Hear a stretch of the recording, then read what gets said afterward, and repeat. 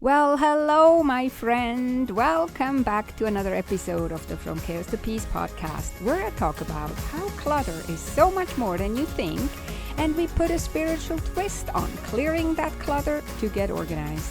Thank you so much for allowing me back into your ears. Well, hello, my friend. I'm Conny Graf, your host. Welcome to the podcast. How are you doing? Thank you so much for letting me back into your ears. Today, I continue with my series where I want to bust some of the myths around decluttering and getting organized that I hear the gurus and so-called experts shout from the rooftops. Chances are you've heard a lot of advice out there like only touch something once, or everything must spark joy, or if you haven't used something in a year, it must go. But here's the thing, a lot of it is really not true, or better said, only true for some people, but not all. So in this series, I break down each myth that I identify, explain why I think it's nonsense, and I give you a better, more doable approach instead.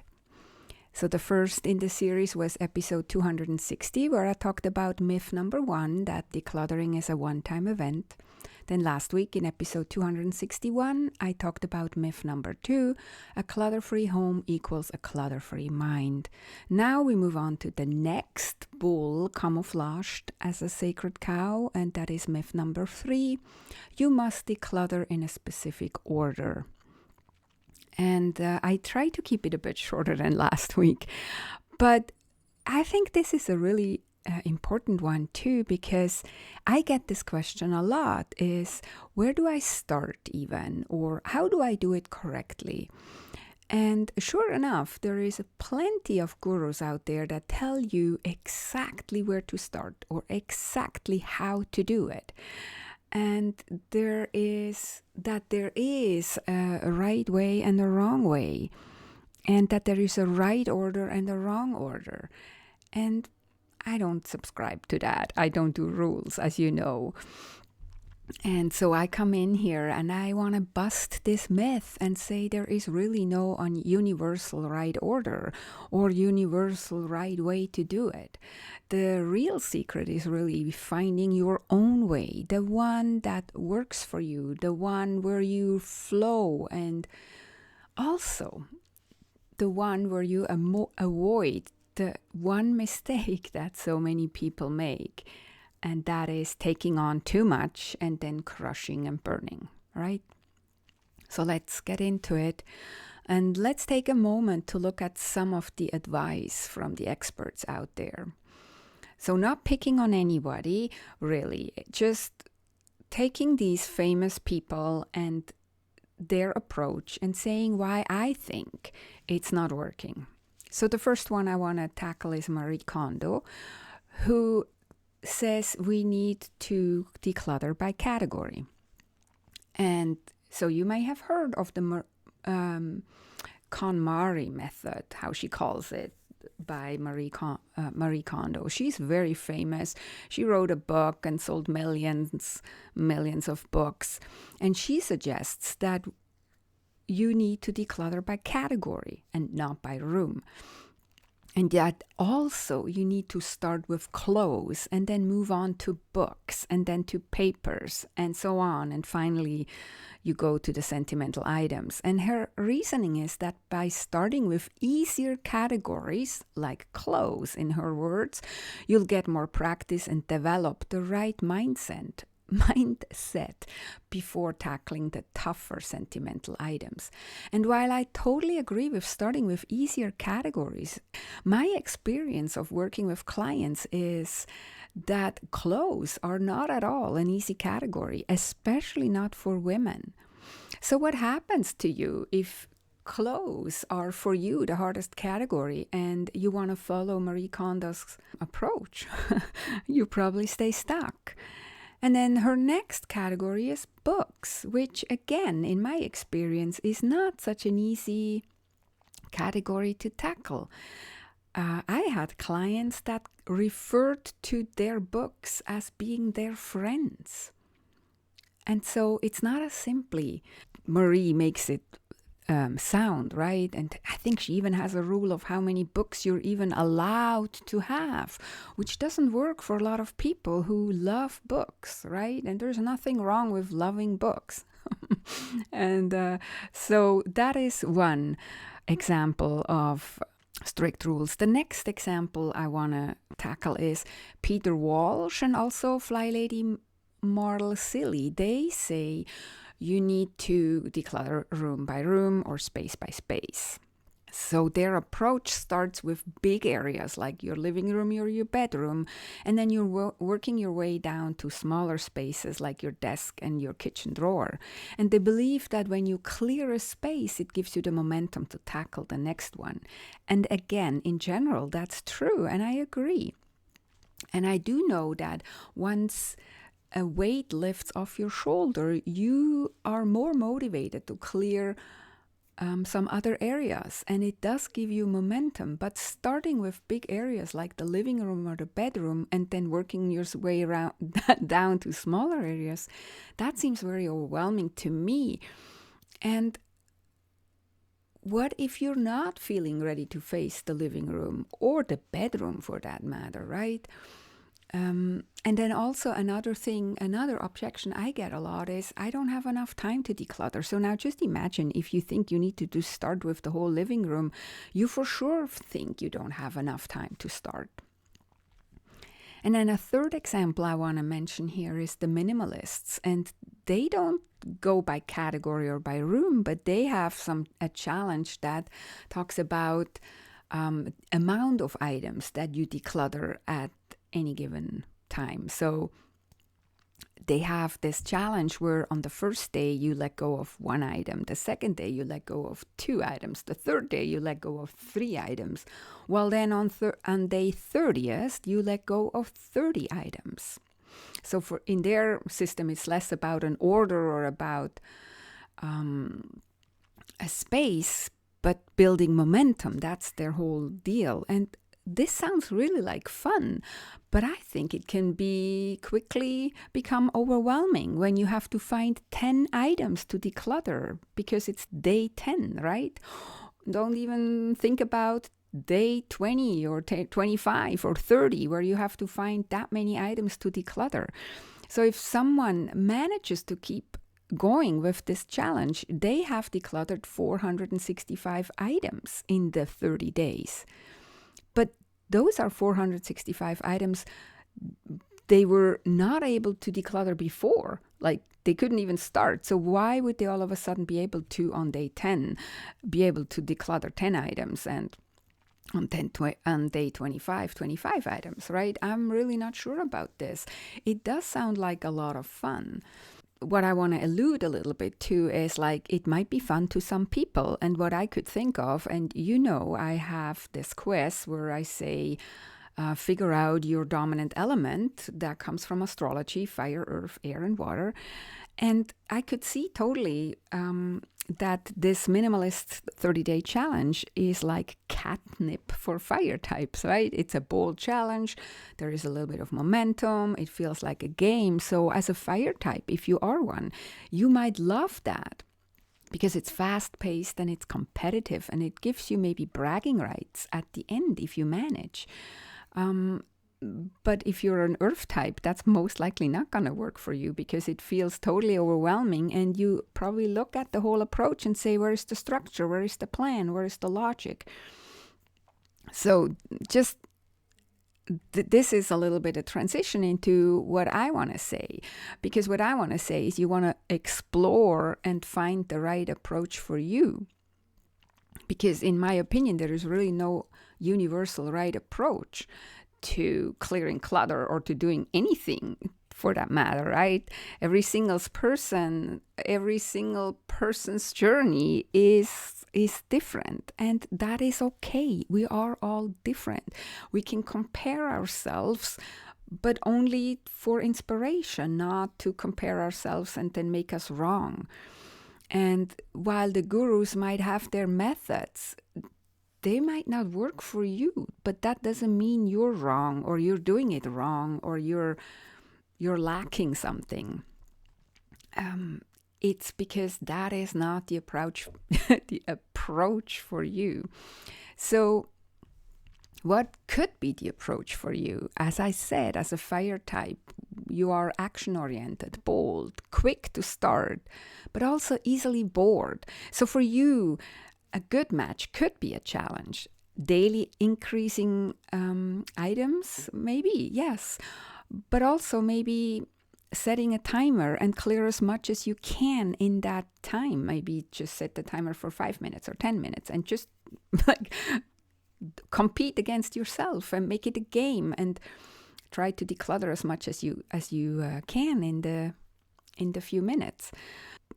While that works probably very well for you, what doesn't work so well for you if you're a fire type is slow and methodical systems.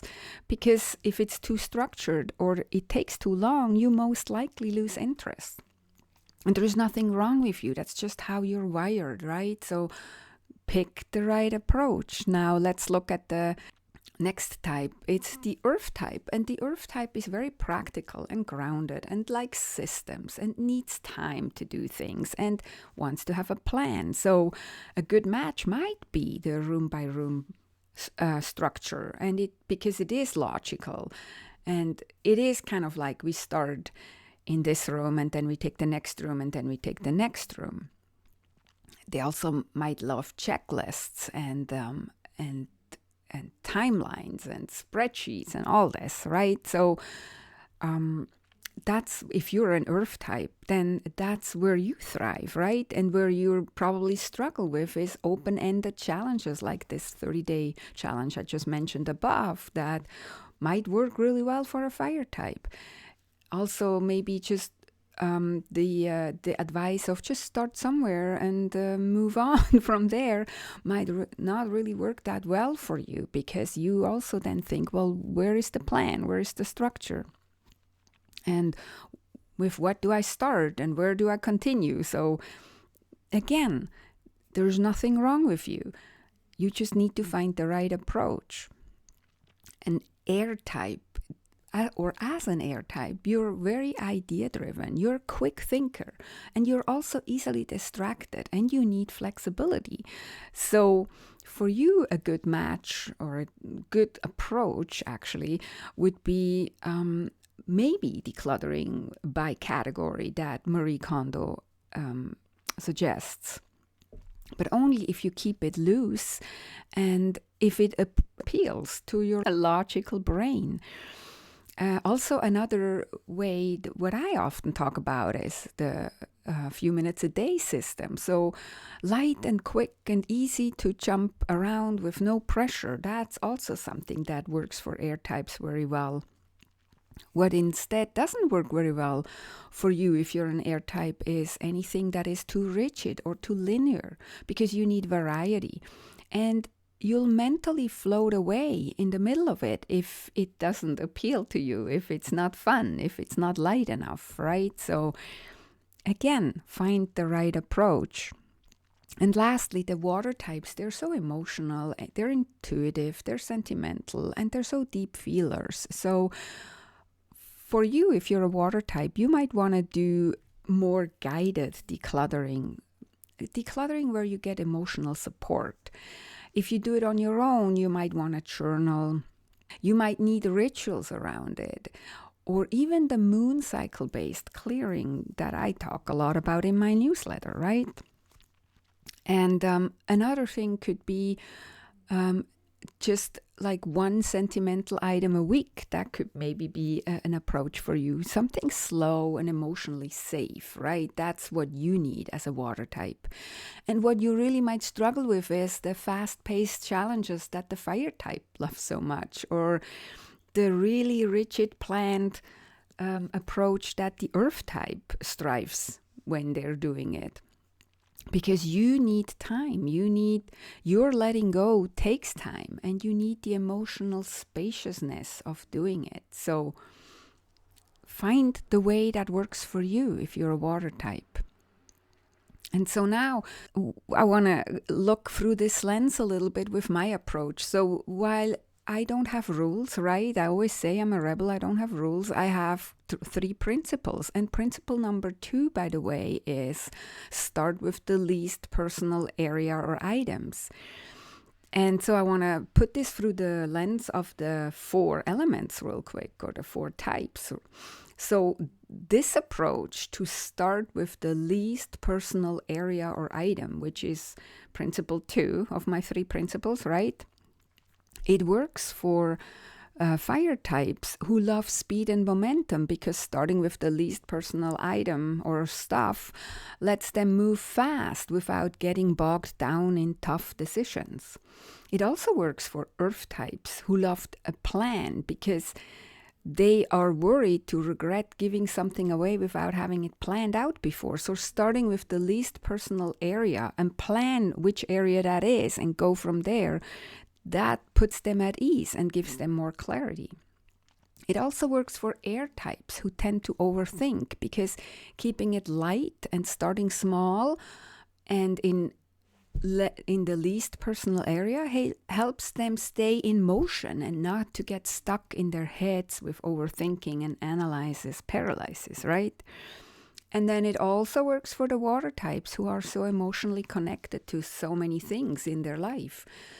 Because for them, letting go takes so much time. Starting with the least personal helps them create this emotional spaciousness that they need, and also the confidence that they can let go of things and that they can move forward in their own pace, right?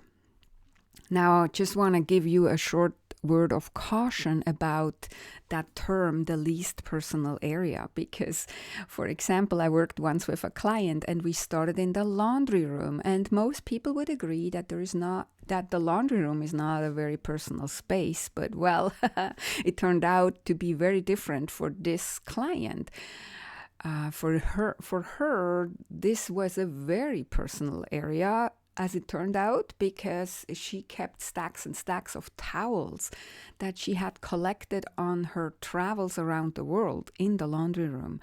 And of course, we didn't declutter those towels at all, but it wasn't a good place to start, because we came right away across something that was very, very personal to her and had a lot of emotional charge. So this is kind of what I mean. You really need to figure out what is the least personal area for you. While I do often suggest the laundry room, like I said, there's a word of caution. You have to be careful.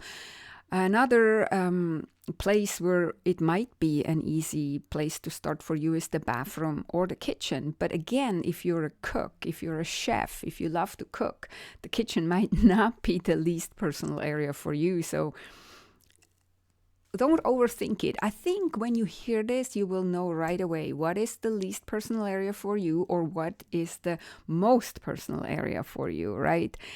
Because every client I worked with, they knew exactly when I asked them, they knew exactly what items they were already ready to let go of and where to start.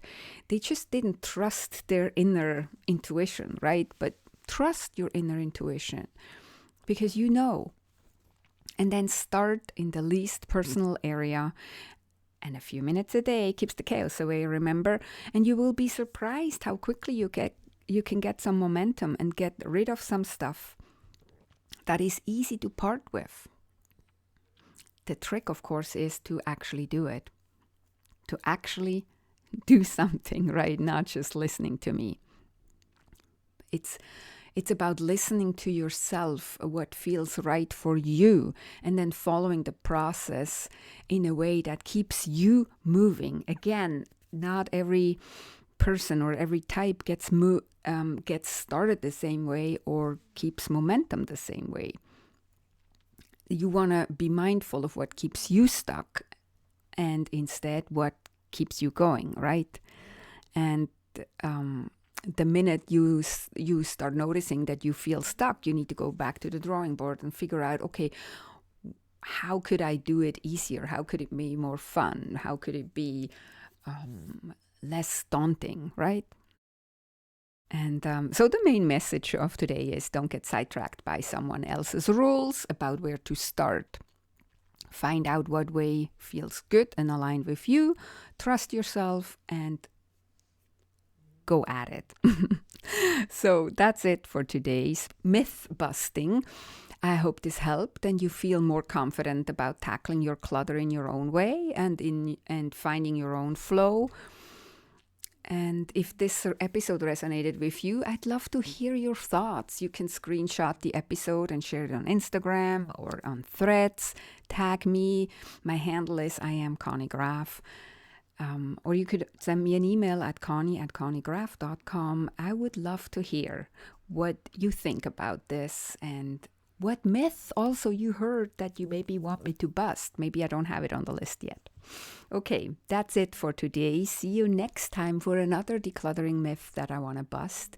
Until then, thank you for joining me and listening all the way to the end. Have a beautiful and amazing week, and please subscribe so you don't miss any future episodes. Take good care and be safe.